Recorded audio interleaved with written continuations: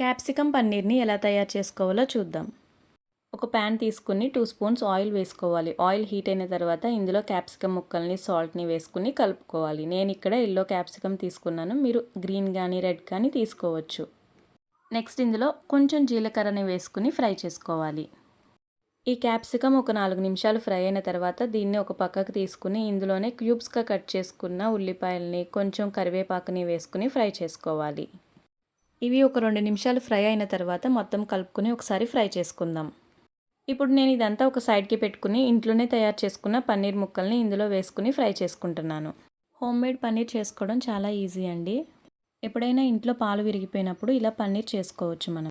ఈ పన్నీర్ ముక్కల్లో కొంచెం ఉప్పు, పసుపు, కారం వేసుకుని ఫ్రై చేసుకోవాలి.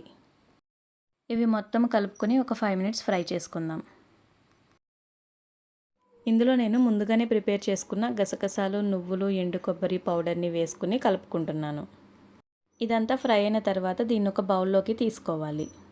ఇప్పుడు మనం గ్రేవీ కోసం 2 ఆనియన్స్, 2 టమాటో తీసుకుని ఫైన్గా గ్రైండ్ చేసుకోవాలి. అదే ప్యాన్లో ఈ పేస్ట్ని వేసుకోవాలి.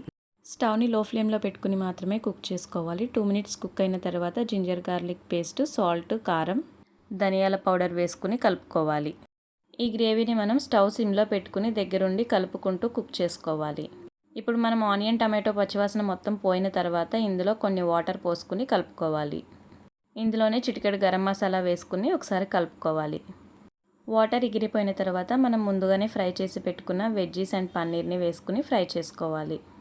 ఫైనల్గా కొంచెం కొత్తిమీర వేసుకుని కలుపుకుంటే టేస్టీ పన్నీర్ క్యాప్సికమ్ రెడీ. ఈ రెసిపీ రైస్లోకి, రోటీలోకి ఎలా తీసుకున్నా సరే చాలా టేస్టీగా ఉంటుంది. ఈ వీడియో నచ్చితే లైక్ చేసి మన ఛానల్ని సబ్స్క్రైబ్ చేయండి. Thank you for watching.